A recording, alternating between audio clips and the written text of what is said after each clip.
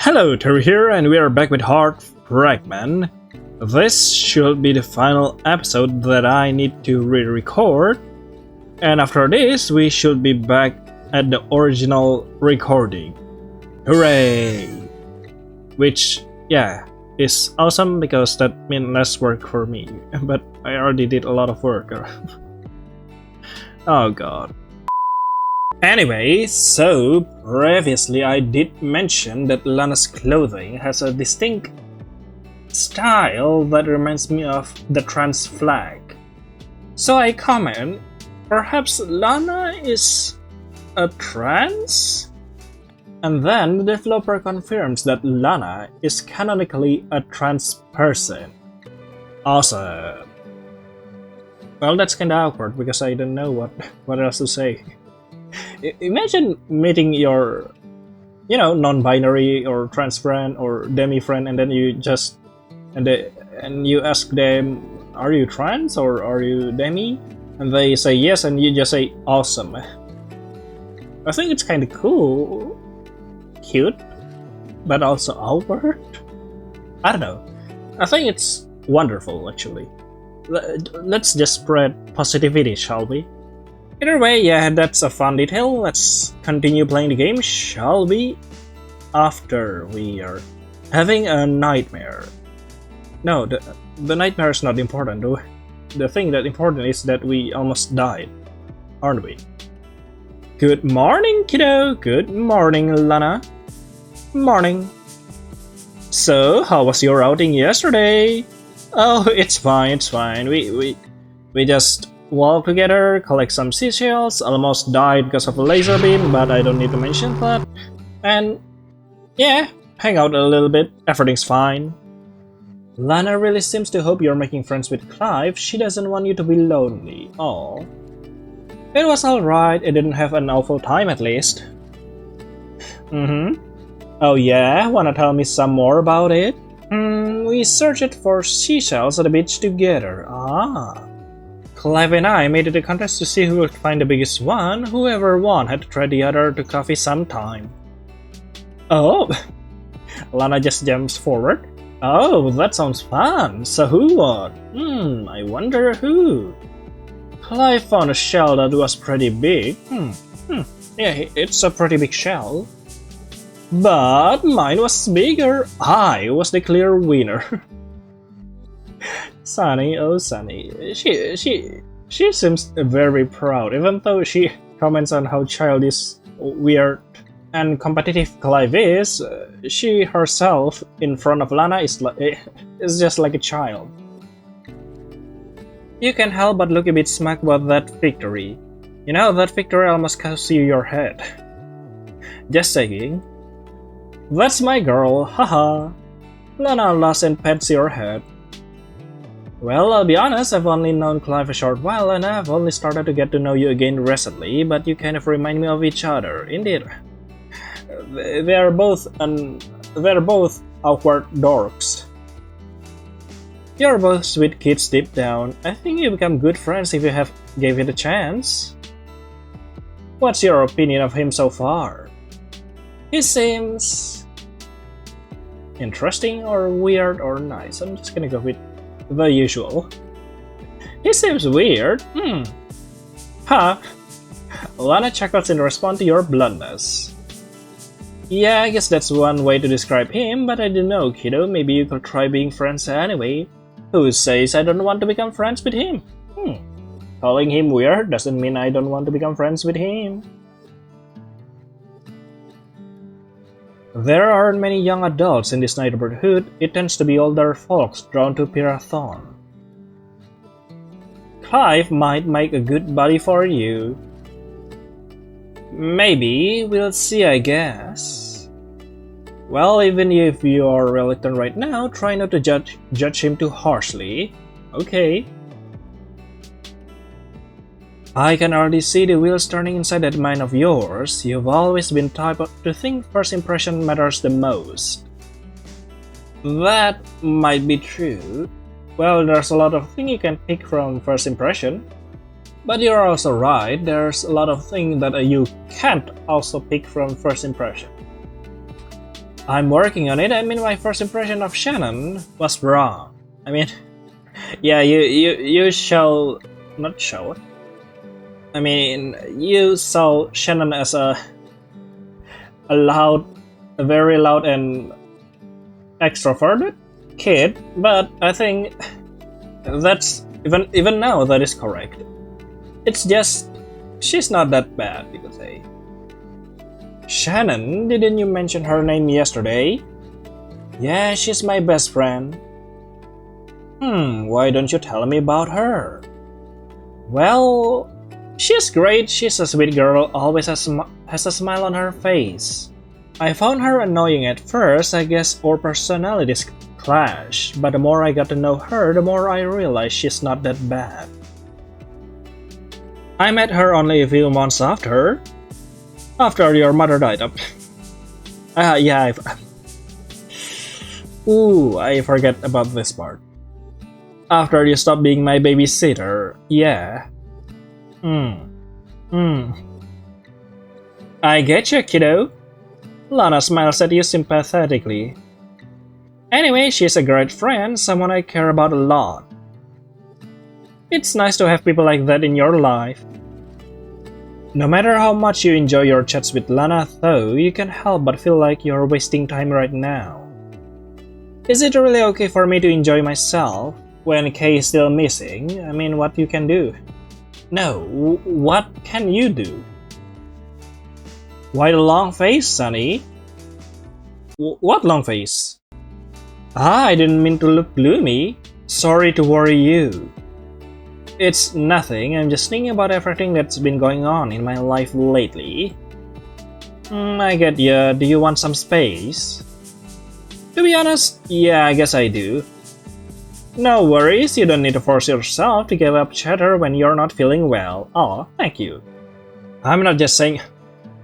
I get ya without any meaning behind it. I promise you're not going to have to face this alone. But I also promise you're allowed to have time to yourself when you need it. Thanks. Bye. Maybe some fresh air will clear my mind. Although you were still plenty worried yesterday when you left with Clive. At the very least, no one attacked you. Oh. Really? You feel slightly more confident than you did before. Holding onto that hope of safety, you head out of the house. Once you're outside, though, you feel slightly more tense than you did in the safety of Lana's home. Deep breath, gotta stay sane. I can just sit around inside for the rest of my life. Eventually I'll live on my own and I won't have anyone around to protect me from my thoughts. Who says you can just sit around inside your house for the rest of your life?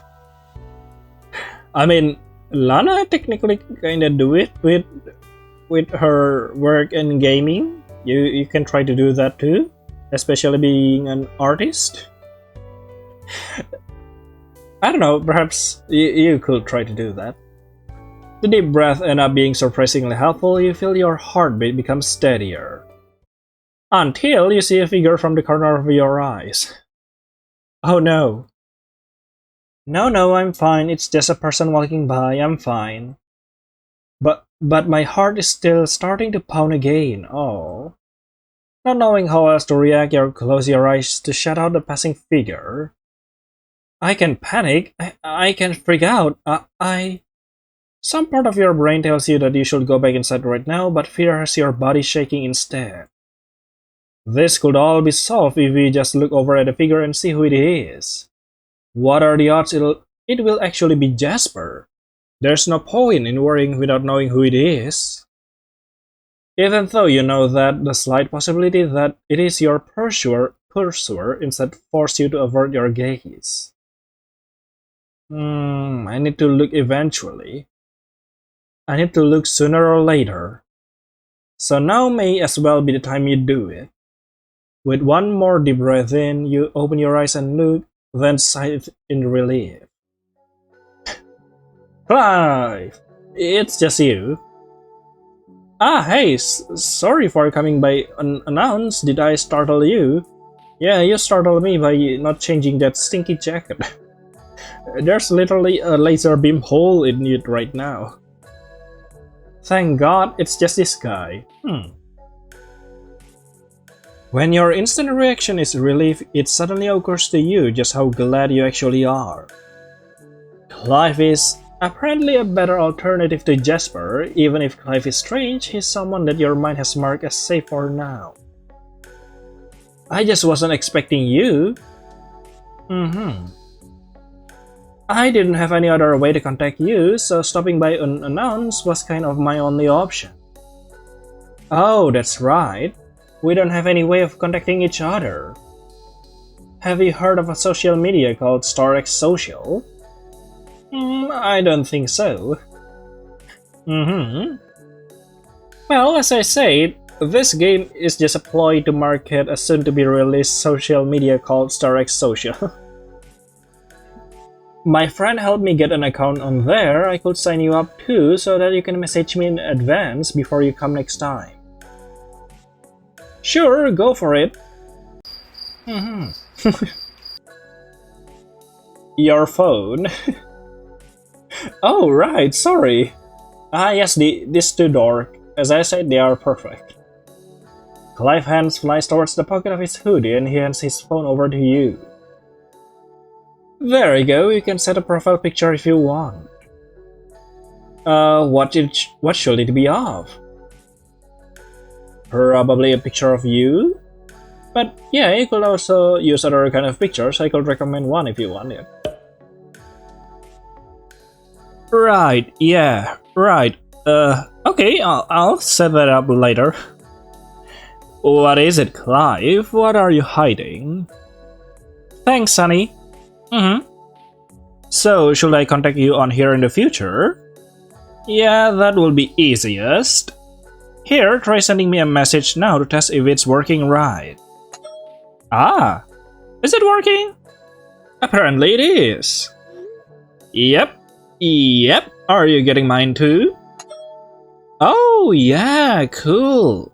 I like it. Alright, perfect.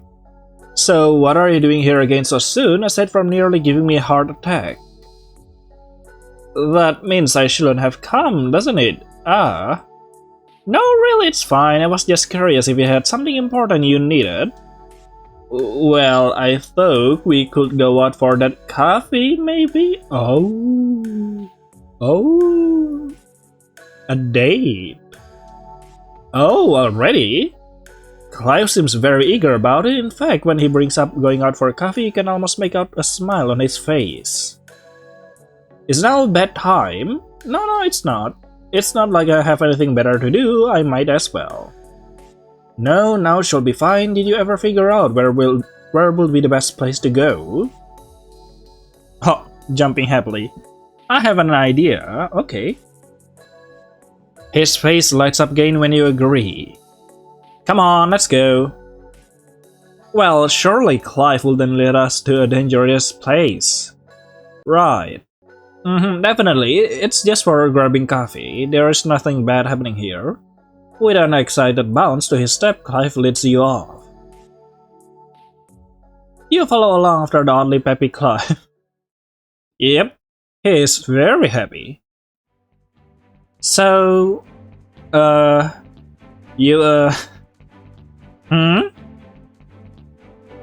never mind. If you have something you want to ask, just go for it. Huh? Really? I thought my questions were annoying to you. Well, they are. You noticed, but you still kept asking me them until now. It's not like I meant to be nosy on purpose, I just kinda... I'm curious. Okay, curious George. There's nothing interesting about me. You glance in Clive's direction just in time to see him peeking over at you. The moment your eyes met though, he hides his face in his hoodie again. He seems to be gathering his courage to ask this question. Considering how he's blurted out question after question up till now, you can't help but wonder what's got him acting this way. Who is Kay? Ah. You stop in your tracks. Clive walks a few more steps forwards before realizing you are no longer walking alongside him, then turns to face you, revealing the way he is awkwardly biting his bottom lip. How did you know that name? Interesting. Yesterday when you passed out, you were mumbling that name, Kay. Very interesting. You've got to be joking. I was talking in my sleep. Very much so. No one has ever told me that before. Oh, no. Well, that's obvious. No one has watched you asleep. Not that anyone would have been around to know, given your avoidance of sleepovers with Shannon to prevent her from worrying about the nightmares you experience. How embarrassing. It's not any of your business who he is. You shouldn't have been watching a girl sleep in the first place. I wasn't watching you sleep. Then how did you know? Oh yeah? Then what did you do the whole time you were sitting in my room? Not watching you, that's for sure. Jeez. Weirdo. Despite the name calling, there's not really any malice behind it. You're beginning to grow used to Clive mannerism already. Gah. Let's talk about something else then. Sure. Like what? A race. Huh? I'll race you to the cafe, whoever gets there first wins. You realize you have a big advantage over me by actually knowing where the cafe is. Right. It's a straight path that way until you get to the gas station on the corner, then turn right. Sounds simple enough, but you do realize you're racing with a person who just gets stabbed on the stomach. Yeah, I mean you got shot by a laser beam on your hand. No, on your arm, but still, I don't think that really affects running that much. Not confident that you can win, huh? He really is competitive, jeez. Winner of the show contest gets a free coffee, so what does the winner of the race get? Free pastry? Sure, you're on. You should probably ask him to do a competitive match. Which of you will fall in love first with the other? That will be great. You're not entirely What? You're not entirely sure, I think? You're not entirely how things turn out this way, and yet despite all of the problems that have haunted you the last while, you find yourself running alongside Clive like a pair of children. Oh. A nagging thought at the back of your mind continuously repeats, though, reminding you of one thing. I can get lost in the moment. There are more important things to remember than acting like a fool with a guy I barely know. But you already did with like Kay and some other people, I think. Yeah, with Kay. Aha, transition.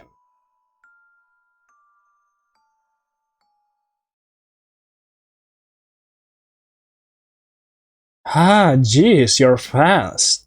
Indeed. I told you I like to jog, and I told you I'm still recovering from getting stabbed. Clive grins smackly. That's true, he's always rushing around all over the place. Huh, so he chose a locally owned shop instead of a big brand chain. Yep. I mean, gotta avoid the risk of getting sued, you know. There are small local shops like this back in Sunwood City too, but because the city tends to be hustle and bustle, most fill up to go to larger stores for the quickest service. Looks like it's pretty quiet, which is ideal right now. Okay, let's enter it. The barista greets you happily and brings you over to a seat by the window where you sit across from Clive. What are you going to order? Ah, yes. As you can see, this, as I said in the beginning of the game, beginning of this episode, I've already explored around a bit, so that's why it's all highlighted. Yeah, they all have different design. And also I should probably give you a tour on the, what do you call it, character details. There's also a new quick access menu you can use whenever you want to talk to people. Like for example, Clive. I do not know what will trigger the quick access menu, but that is helpful. Either way, yeah, let's see some new details in this game, shall we? Notes. Aww. It's our main character. Hello there. A collection of note to self, indeed. So we'll just need to probably see the details of each character, starting from K, I guess. K. Jamison, a friendly man with a smile like sunshine. When you discover the secrets of your family past, he's the first ally to appear. His most notable trait at first glance is his height. Despite being 20 years old, he is 5 feet tall. His small body build is made up for with his wits. He enjoys listening to audiobooks and seems fond of stars and the night sky because of the peaceful feeling that the night provides. Huh, interesting. Night sky. Blindness. Blindness can be defined as having vision decay or loss that cannot be fixed with glasses or surgery like typical vision loss. He can see only blurry blobs of color. For example, if a person is in front of him, he can tell there is a person there, but he can see any of the detail of their body, clothes, or movements. K past. Not much is known about K's past. He seems keen on keeping those details to himself. His heart. He has asked you not to read his heart despite being the one to reveal the power to you. Orange feathers. Glowing orange feathers represent the fragments of K's heart. Although you can say for sure why they appear as feathers, it can be noted that finding a feather in an unexpected place is said to represent communication with someone or something unseen, something from the non-physical realm. There may be more meaning hidden within the symbolism if you look deep enough. Fascinating. How about Clive? A socially awkward man with a habit of fidgeting when he gets nervous, he often stutters through his words or hides behind the comfort of his hoodie to avoid making direct eye contact. He is exceptionally nosy, but he doesn't seem to notice that his action can become overbearing at times. One of his hobbies is jogging. He is the sort of person who is easily influenced by those around him. He can easily latch onto an idea or phrase or person and fixate on it with fascination. Clive dreams to own a coffee shop someday. He enjoys making specialty drinks and doing latte art, the latter being an extension of his love for drawing or art in general. Oh, that's nice. Yeah, that's why Clive is bringing us to a coffee shop. Clive past. Not much is currently known about Clive past. He seems to have moved to Sunwood City from small town Pirathon after his parents were divorced. Clive's heart. His heart doesn't show the same silhouette the others do. Instead, it is a black shadow with a red outline around it. You are not sure how to interpret that. Yeah, this game, the notes has some spoilers that shouldn't be shown until the event comes. Okay, now Shannon. Let's see. A sweet and bubbly extrovert who has a kind heart and a naturally flirtatious personality. Yep, that's Shannon. That's Shannon, alright. She believes strongly in the concept of true love and wishes to find that for herself someday. Even though she's been in several relationships, she doesn't see any of them as failure or a waste of time. Instead, she views them through an optimistic lens and is grateful to each of them for helping her grow and become the person she is today. Her favorite color is aqua blue. She's not fond of science fiction because it is too realistic, but enjoys fantasy. Her favorite TV show is a cartoon called Princess Robin, about a group of warrior princesses. Shannon's past. She first met you when she was 9 years old, but didn't start making an effort to befriend you until partway through middle school. You found her annoying at first, but over time her pushy ways started to grow on you and you began to enjoy your time together. She doesn't seem to have a close relationship with her parents. When you visit, they are rarely around, and Shannon has remarked to you before that her father is very strict, But considering Shannon energetic chattering when you visit and the carefree attitude Shannon demonstrates, you are not entirely sure what she means by that. Okay. Lana Kojima. Let's see. A motherly young woman with a bright colored hair, Lana is gentle and selfless, caring more about the people around her than about herself. She is the type to stand up to bullies who hurt her loved ones. Her hobby is gaming, and she uses it as a stress reliever when she gets home from work. She loves the color pink and has a habit of picking up old pink furniture that she comes across at thrift shops even if she doesn't need it. The result is a very eccentric looking home. Lana's past. As a child, you were often looked after by Lana while your mother was at work. She had long blue hair and several piercings in each ear which you found fascinating at the time. You loved to hear her read Little Red Riding Hood. When your mother passed away, it was Lana that took you to the funeral where you met your father. At the time, you wish you could have lived with her, but to your shock, Lana ended up moving away instead. You lost contact with her for 10 years afterwards, only meeting her again after being suddenly moved to live with her. You understand the reason for the move was Kay going missing and your father fearing danger to your safety, but you are unsure why it was Lana that was chosen to be your new guardian. There was a time when you wondered if she walked out on you because she was selfish and didn't want to deal with the aftermath of what happened. Now though you know the reality of things, that her longtime boyfriend passed away soon after your mother and leaving the city was her way of coping. Oh. Yeah, Lana has a lot of loss in that time. My condolences. Next is Natalia Winterfell. Oh, by the way, about Red Riding Hood, I recently have been playing this mobile game called Night of the Full Moon, where you play as a Little Red Riding Hood, a sort of card game. Card adventure? No, card fantasy, I guess. Where you play as Little Red Riding Hood and fighting all kind of things. It's very fun. And challenging, I could say. Yeah, just mentioning some indie games. Either way, let's continue, shall we? Natalia Winterfell. A strangely socially inept girl whose stoic expressions and flat tone of voice don't seem to match the fancy clothes that she wears. At first glance, she could almost be mistaken for royalty, but her communication skills are a bit lacking. She often hangs out with a man named Terrorose. She seems to find him annoying and doesn't hide her distaste for him, but still ends up spending the bulk of her time together with him. You meet her when she approaches you suddenly at the park. Her username on StarX Social is Natalia Cat. Very interesting. Yeah, Natalia Cat, eh? Yeah, I could understand that. I mean, I love Cat also. Jasper Finlay. An evil man with a sadistic desire to end your life that was passed on to him because of his connection to the scientist whose son died during the mutation experiments.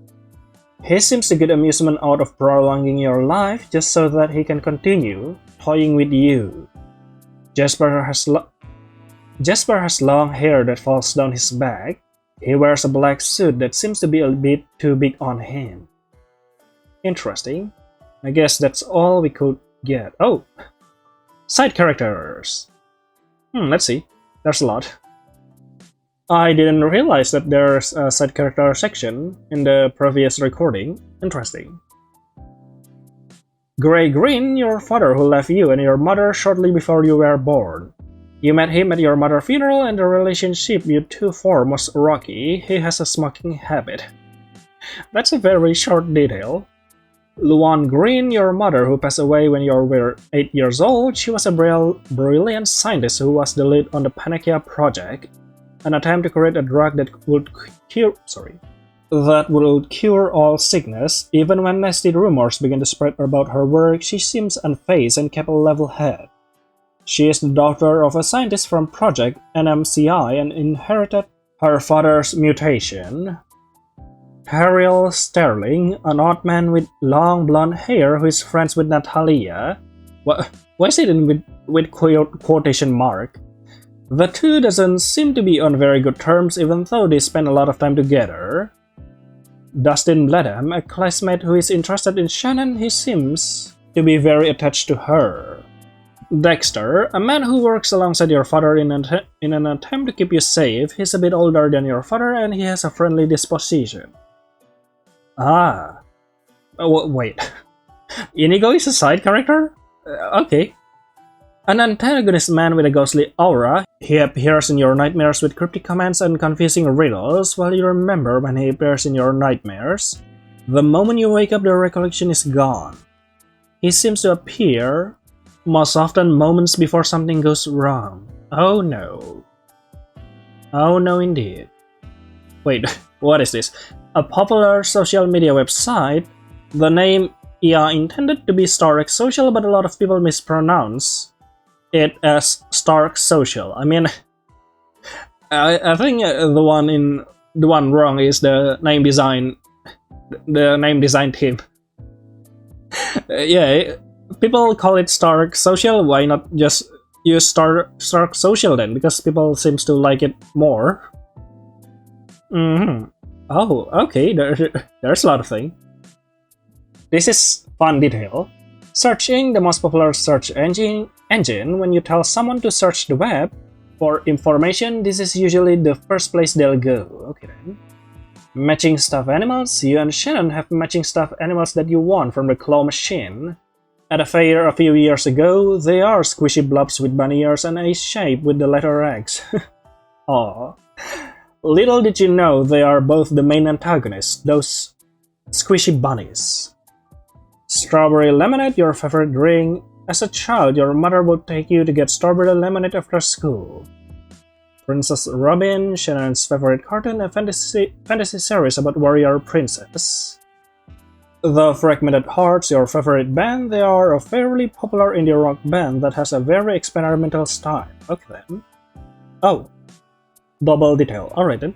I think that's all the fun detail you could get. I mean, it's full timeline, we already did this. In our psyche, I don't need... Oh, wait, it actually explains our trait. Interesting.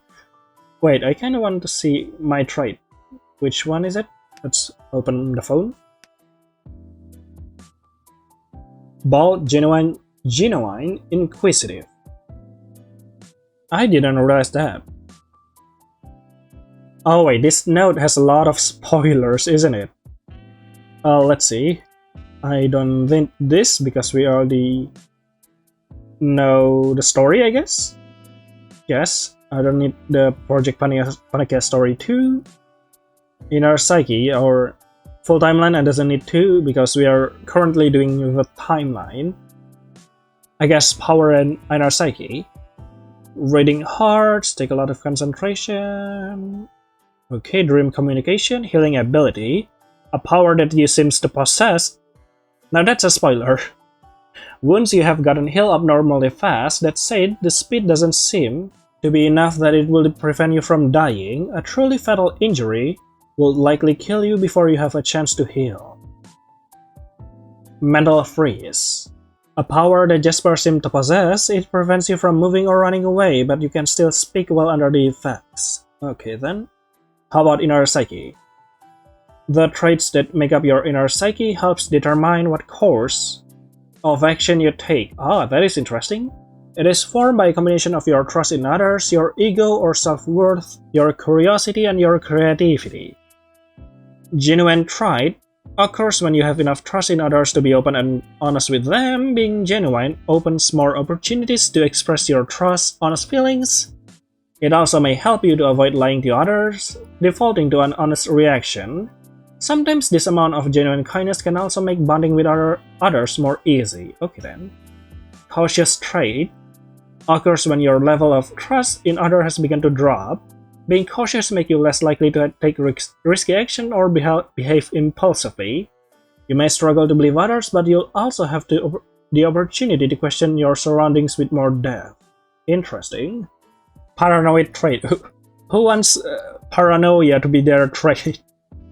Occurs when you have extremely low trust in others. Being paranoid will make you more likely to prioritize yourself in dangerous situations. Your distrust in the people around you will make it unlikely for you to believe information given to you at face value unless you can confirm it on your own.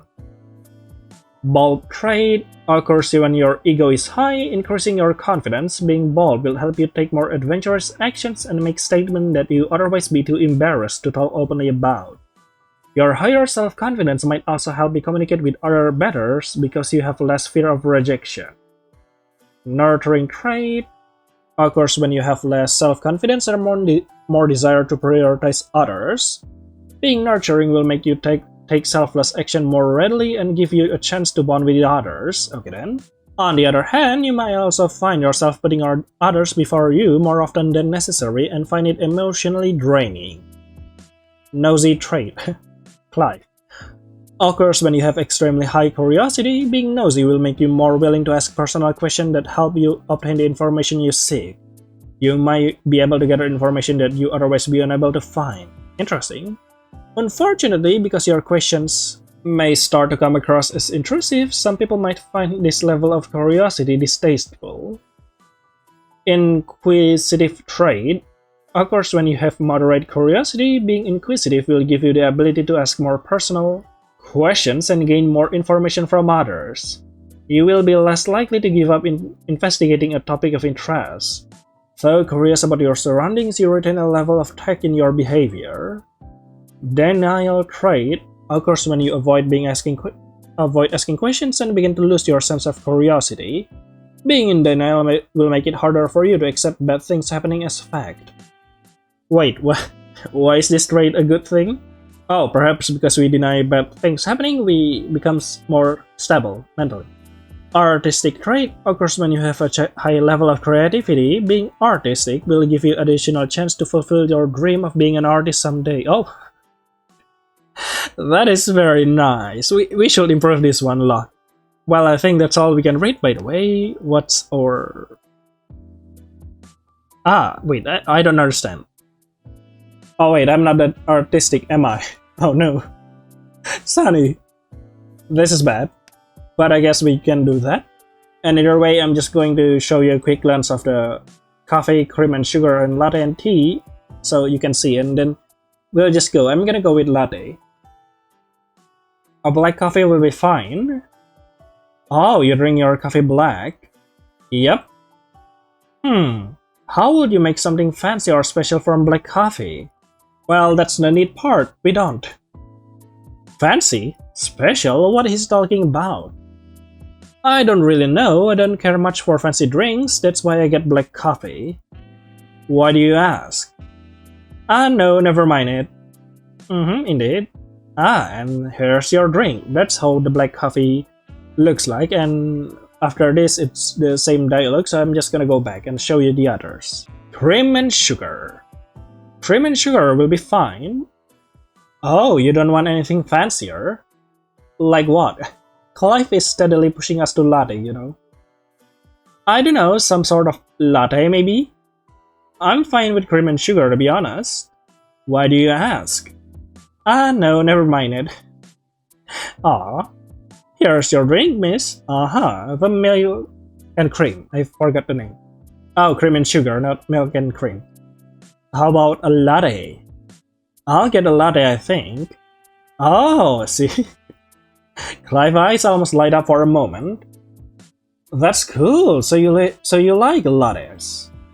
I guess so. Why? Ah, no, never mind it. Ah, Clive. Here's your drink. Ah, and that's a latte. Nice. Oh, look at Clive. Oh, then how about a tea? I'll get tea. Tea? Not coffee? Yeah. Is that alright? Ah, no, never mind it. Oh. Here's your drink, miss. Yep. Ah, looks very fancy. Thank you. Either way, that's all the design I could show. Let's go back to latte, shall we? Thanks. The barista sets the cup down in front of you. And whoop. So, how did you find out about a place like this? Well... His voice trails off and he looks away while fidgeting. What is it? Don't laugh. No, I wouldn't laugh. Why would I? Huh? Laugh at what? I won't. Yeah, sure. Promise? Clive, I just asked about how you found the coffee shop. You can calm down. Just promise me, okay? Sure, I promise you. Fine, fine, I promise not to laugh. Good. Alright then. I sort of think it will be cool to own a coffee shop like this someday, and this place is sort of like a goal for the kind of atmosphere I want to create. Oh, what? Indeed. Huh. He seems like such a gawky klutz that it's hard to picture him owning a coffee shop. Oh. Well, about being a gawky klutz. But still, that's pretty cool actually. What? Oh, that's cute. For real? You think it's cool? Yeah, I mean, whatever I will do for a free coffee later on in the future. Yeah, that's a really neat thing to want to do someday. I wish I had an actual goal for the future is probably the most pathetic sounding sentence that could ever exit my mouth. Yeah, don't worry about that, Sonny. Oh well, anyway, yes, it's cool. When did you decide you wanted to do something like that? Has it been your goal for a while? Well, Sonny, as I said before, that you don't have a goal in your life yet, and about you saying Clive being a klutz, well, here we go. Clive face reddens at your question. What? Why are you turning all red? Because he's an Amagus. I'm not. I don't laugh. I already promised not to laugh. Then promise me again. His face is redder than before. He closes his eyes as he waits for you to agree not to make fun of him. I won't laugh, Clive. I won't. I decided it yesterday. Yeah. Awesome. Yesterday? You acted so bashful when you first brought it up that I thought you were confessing a lifelong dream or something. Wait, he didn't decide this just because I mentioned that coffee bet, did he? See, you totally just loved there. My bad. Well, I guess it is never too late to realize there's something you really want to do. Clive nods and relax. So, you feel like telling me about that K person now? Kinda, perhaps. Why are you so interested? You're still curious about that? Why? A girl drools in her sleep while moaning a guy's name?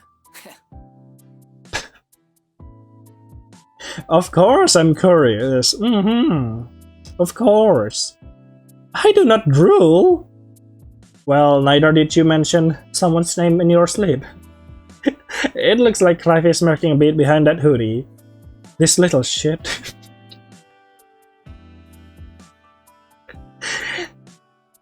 You know, the first time I entered this scene, I immediately screenshotted it because I didn't expect it to delve into this point.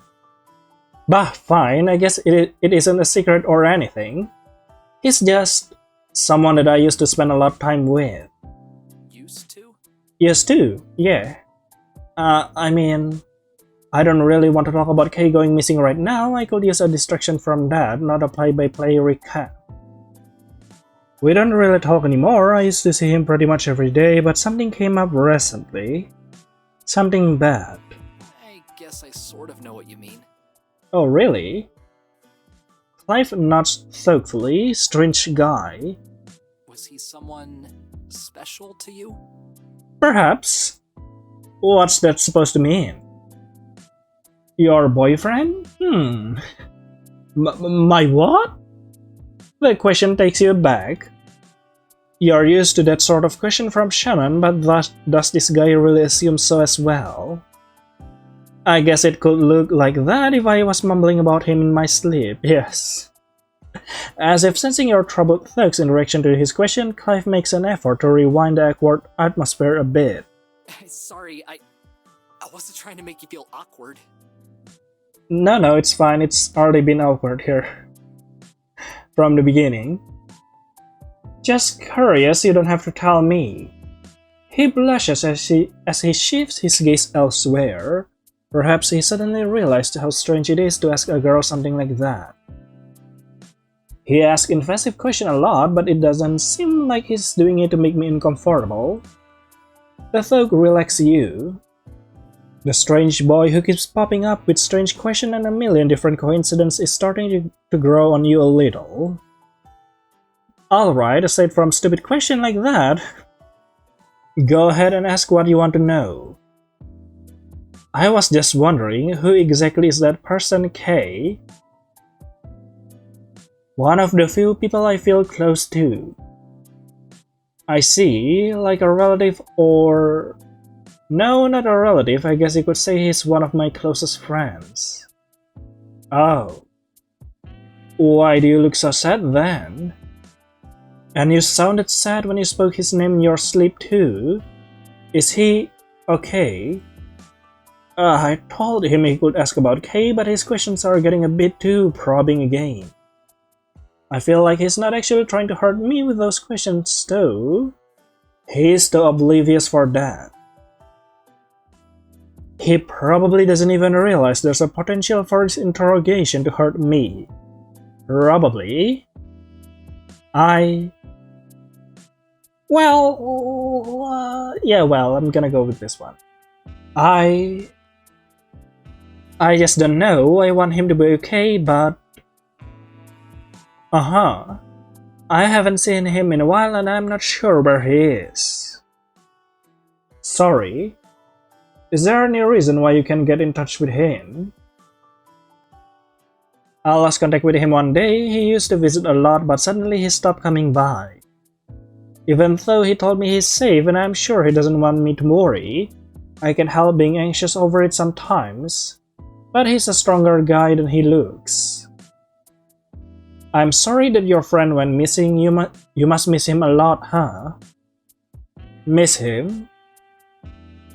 I really miss him. I do, I miss him a lot. Like I said, he's someone important to me. Ah, right, yeah, can you tell me about him?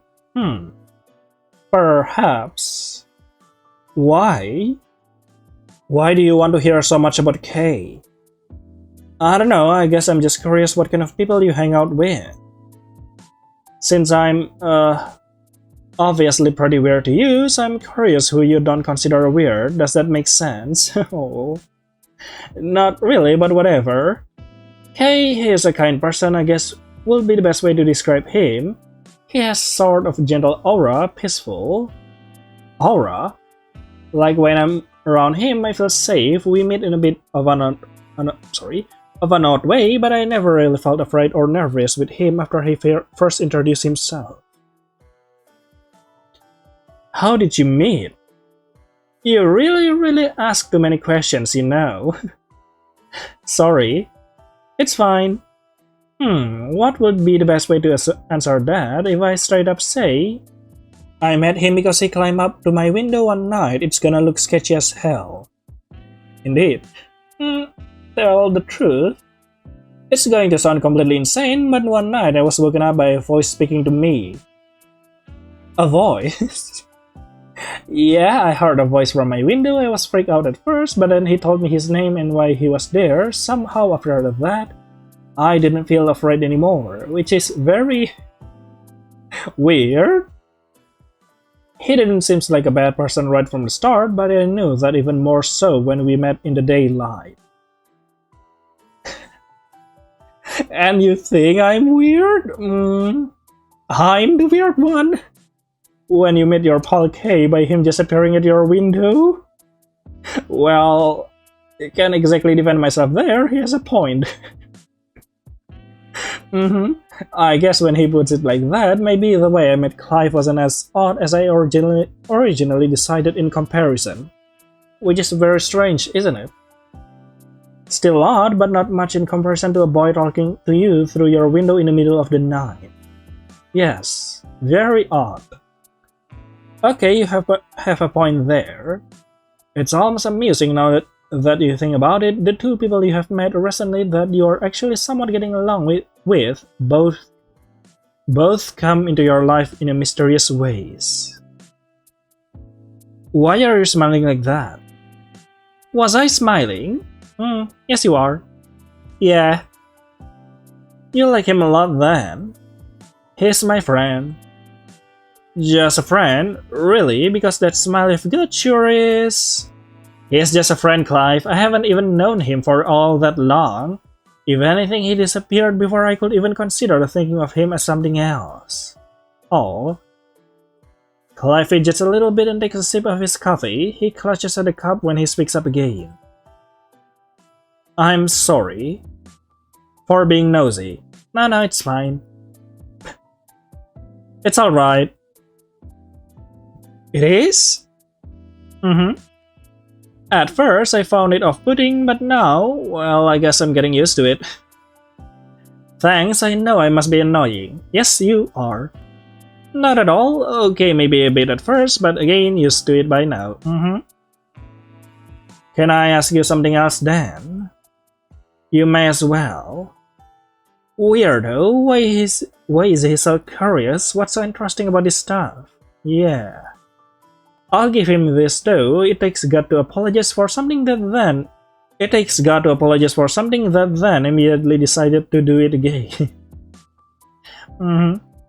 What did Kay look like? Clive or Clive? Huh? That's not at all the type of question you were expecting. You aren't actually sure what you were expecting, but it wasn't that. What does his appearance have to do with anything? I don't know, just wondering, so...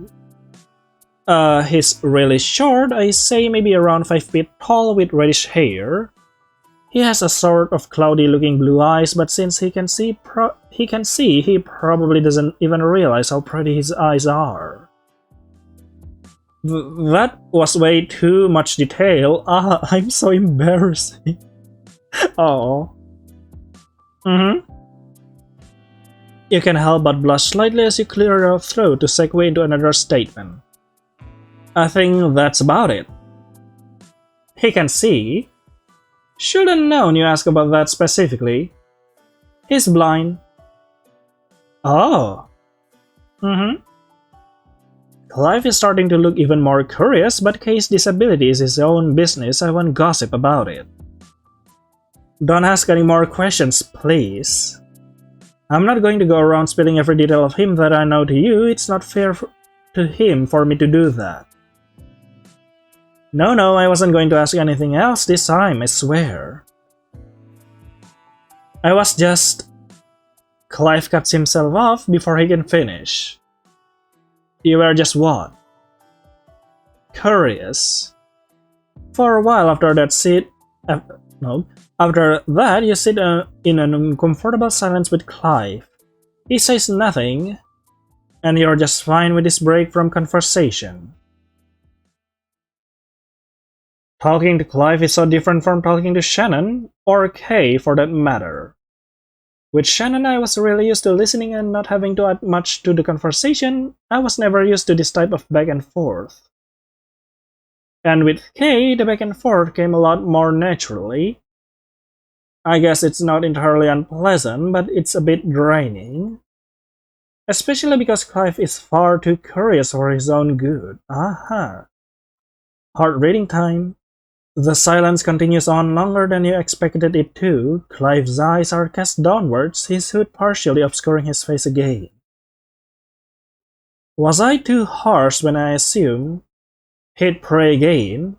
What was I supposed to expect? All he ever seems to do is pray. But with natural lull in the conversation, you have an opportunity to use your power without straining to get him to stay still. You close your eyes and concentrate. Okay, it is time. Let's go. This strange guy who keeps popping out of nowhere. What does his heart look like? Okay, we are not doing the stuff. Nothing? Interesting. It wasn't simply that the colors were too hard to focus it on. That would have made sense. But even the silhouette, that aura that appears almost instantly, there was nothing. What does something like that mean? Maybe I did it wrong, I'll try one more time. Maybe. Now what did you see? Ah. It takes far more exertion than could possibly be considered comfortable, but after some time the silhouette does appear. Sort of. That's quite an interesting silhouette. A red glow. Oh. Do some hearts just look different than the others? Shannon was weird looking too. In what way, though? I'm really sorry. His voice is soft, but you still manage to make out the words. Huh? I should go, I don't really have anything else to say, so I don't have any reason to be here. But you didn't even finish your drink yet. If he wants to leave, you won't stop him. You know from the experience that being forced to stay at a social event when you're tired is the opposite of helpful or enjoyable. You can at least stay until you're done, if you want to, I mean. No, it's fine, He stands up from his seat and reaches into his pocket. Oh yeah! Pastry money. From inside, he pulls out some cash and places it on the table. My treat! Yay! But... see ya! Woo! And with that, Clive rushes off and leaves you sitting alone in this unfamiliar coffee shop. And transitioning again. Very interesting. In the end, you spend the rest of the day alone. I never realized before how much time I spent alone. What else can I do though? I don't have anyone to visit anymore. I haven't even returned to school yet. There's no exciting movies playing on TV, you don't have any interesting books lined up to read, Lana is still at work. Didn't Lana have games? She could play games. I'm bored out of my mind. From the corner of your eyes, you see your phone sitting on the couch cushion next to you. You grab it and open up StarX Social. Ah, hey Shannon, how are you doing? Sunny! Oh, I'm okay. Just been thinking about school. It's gonna be so weird going there and not seeing you. I just wanna cry a bit. Oh, I'm so sorry. It's not your fault, don't apologize. It's just... I've been worried about you growing distant from me, but now you're actually literally not even here anymore. Is your new home comfortable at least? Yeah, it's alright. I miss home though. And you? Oh. No, seeing you say that makes me miss you even more. T. Please look after yourself, don't get too depressed. Text me literally anytime you want, because I will always answer if it's you texting. Promise not to bottle everything up, okay? Thank you, Shannon, I promise. Your afternoon remains dull and uneventful until Lana comes home to serve you supper. Chatting with her is fun, but you have come to realize that Lana is struggling with her own issues. When she left after your mother died and never came back for you, you miss her like crazy, but you also didn't understand why she would just go away like that. Well, you see, there were some moments when your mood was low and your mind was filled with anxiety that you thought perhaps she was selfish. But now you understand, that's not the case. Lana lost her boyfriend of many years around the same time that all of that happened, and she fell into a deep depression. As it turns out, her life with her parents wasn't all that good either. Moving to Pirathon was how she coped with it. What would she do? Take an 8-year-old girl to live with her when she was barely learning to take care of herself on her own? It would have been unrealistic. I'm glad I understand her better now. Yes. That night you lie awake, staring up at your ceiling. Kay, I hope he's safe right now. The moments you spend with Clive today only serve as a momentary distraction. Now though your head is swimming with thoughts of that cheerful boy who you haven't seen in so long. Did he go missing because of me? If he hadn't gotten involved in my problems, would he have been better off? I'm not sure. I really should have introduced him to Shannon while I had a chance. They probably have gotten along well. For better or worse, you miss him and Shannon. And even your father. There's got to be some way for my life to become normal again, right? This can be the way it will be forever. I assure you that it wouldn't be like this forever. A rush of determination coursed through you suddenly. That's right, there has to be a way out of this mess. There just has to be, indeed. Somewhere in this world, isn't it? Don't let it end in tragedy. With that determination in mind, you finally managed to drift asleep. That sound. What is that? It sounds like music, the sort of tune that would come from an old music box. Hello. The pitch blackness around you starts to melt and you realize you're dreaming. Some sort of forest?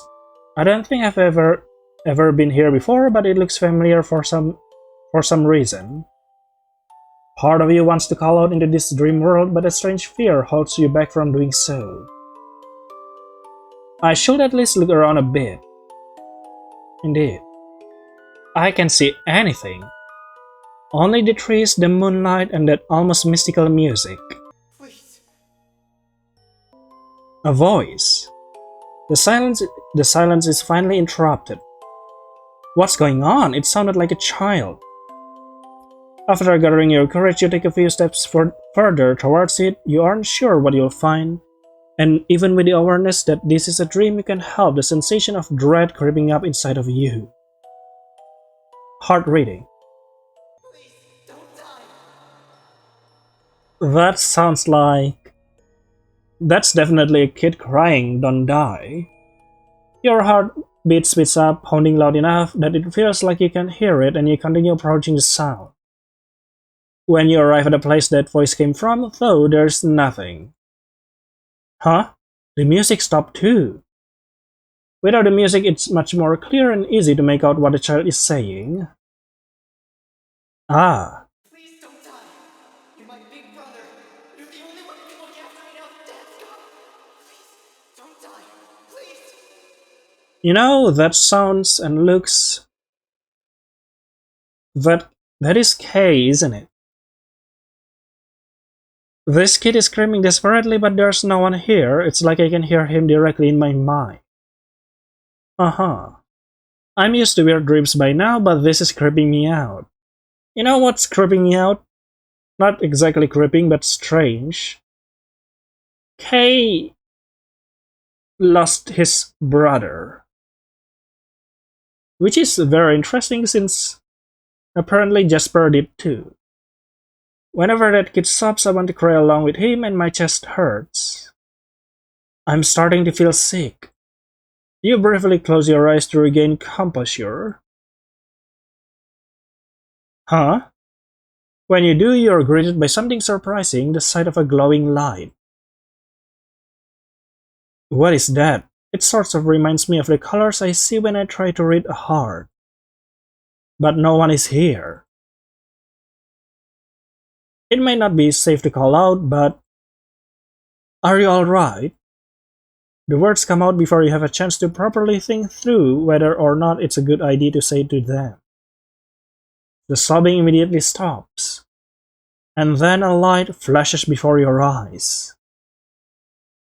What the... Ah, it is Kay. At the base of the tree lies an orange feather that seems to give off a light glow. Before you realize you're walking towards it, what on earth is this? When you reach towards it, it disappears, disintegrating into the dreamy night.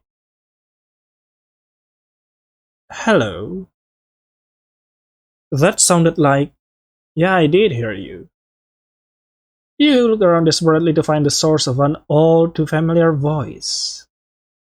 Kay, is that you? I'm positive I heard him for a moment, but there's no one here. Why can't my voice reach her? Oh. It is you. I hear you again. Where are you? Ah, thank God. So that's it. You can see Kay anywhere because his voice, it's coming from inside of your mind. Please, the fragments. Fragments? Uh-huh. You immediately recall a dream that seemed to have faded from your mind up until now. A dark, hooded figure. What did he say his name was? Inigo the little insect. It might not be too late. Words are only coming out in small, hard-to-hear whimpers. Find them. Find what? Feathers? I don't understand. Kay? The voice is gone. You recall what your father said to you about your mother communicating with him through their dreams. What was that all about? Is this just another weird dream, or was that really Kay's voice somehow? But if that's the case, does that mean the child I saw crying at the beginning of the dream was Kay? It is, I guess. I don't understand any of this. I should look around a bit more at least. If I can find some landmark that will connect this dream to a real place, maybe I'll find a clue there. Maybe. All that you can see for as long as you walk, though, are trees and bushes. You continue on, even in a dream, your feet are becoming tired from walking so much. Where in the world could this place be? Huh. Ah, thank goodness, a sign. Trail rules, please do not stray off the paths provided. Okay. Path? This is some kind of nature trail. I'll have to check this place out tomorrow. Yes, tomorrow. Monday. Fantasy Fragment Road. So this is the final re-recording that I have to do. I hope that I do not need to do this in the future anymore. Yeah. The next episode is going to be exciting. That's all I could say. So I guess that's all for Heart Fragment. I hope you enjoy it. See you later then in the next episode. Bye bye.